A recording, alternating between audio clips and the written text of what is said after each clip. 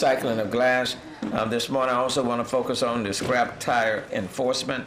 And I have with me this morning some community members, Mr. Preston Rowe, Ms. Ruby Bennett, Mr. Mike McMillan, and Mr. and Mrs. Johnson, and then of course the acting police chief, Martha Montalvo, along with the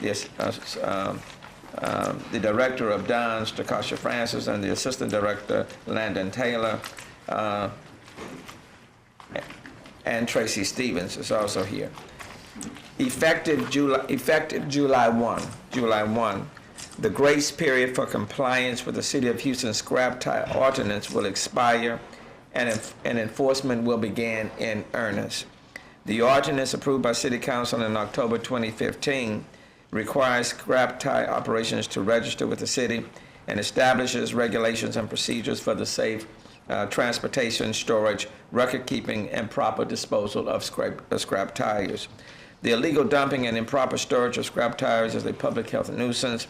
Since February, more than 19,000 tires have been hauled away as part of the city's effort to clean up illegal dump sites that can serve as breeding ground for mosquito-born Zika Virus.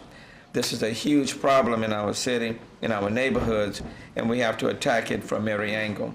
Under the ordinance, all businesses that are involved in the use of scrap tire business are required to register and or obtain a permit annually with the City of Houston. Tire transporters must display city-issued decals on their trucks. Tire generators have to submit to annual inspections of their records. Starting Friday, this coming Friday, inspectors will be visiting businesses to check for compliance of the city's ordinance. The cost to register is $93.93 for a business that generates scrap tires and $172 for entities that transport tires. Owners who refuse to register with the city will be ticketed starting this coming Friday, and the fines are $250 per day per offense. Residents can help reduce scrap tire problems by purchasing retreaded tires and properly maintaining tires to extend their life and increase the chance that they can be retreaded.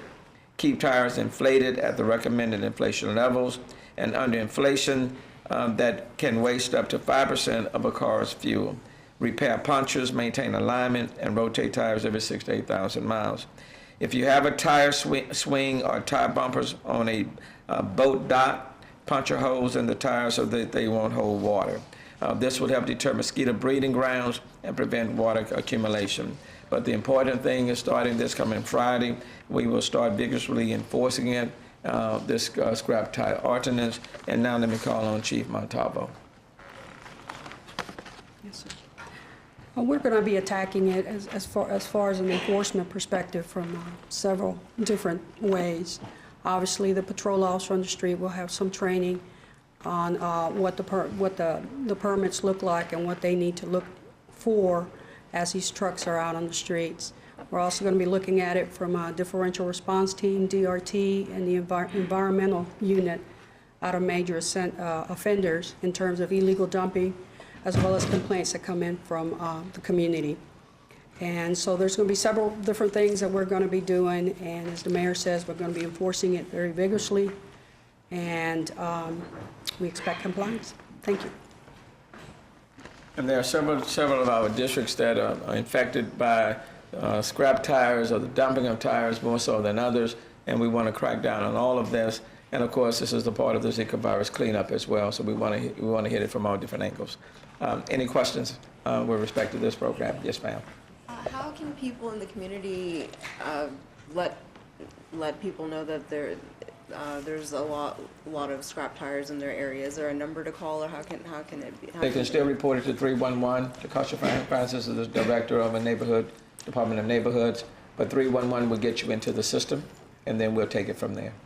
Mr. Mayor, isn't part Yes. of the ordinance was to track where tires come from and where they're Correct. eventually dumped?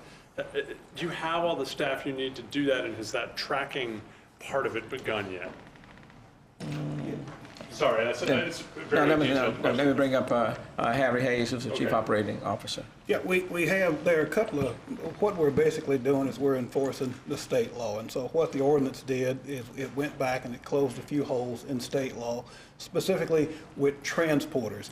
The requirement to manifest all tires that are handled, that they should be manifested to a proper transporter that HPD can identify, and they would end up at a point of final disposal that is an approved site. None of that has changed. It is still the same.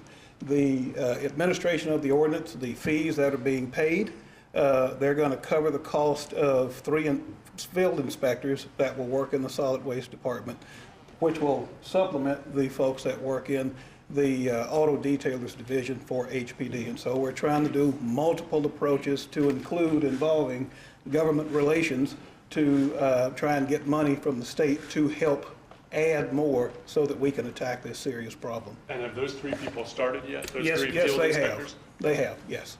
As a matter of fact, they're out in the audience.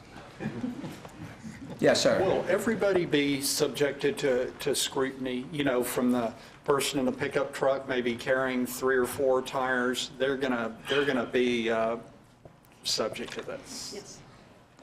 I mean, the reality is, just bear in mind, since we started the cleanup program in our battle against Zika, we've picked up more than 19,000 tires. So there are a lot of people who are abusing the process, and so we will start effectively enforcing the ordinance as of this coming Friday. And what does it do for a neighborhood to get rid of these tires? I mean, a huge blight. It's a huge blight. It's ugly. Tires hold water, breeds mosquitoes. So it's kind of, it works against what we are trying to do in our battle to fight the Zika virus. And we need people to comply. But you can go to districts like B, D, H, I, J, K, and you will find those problems.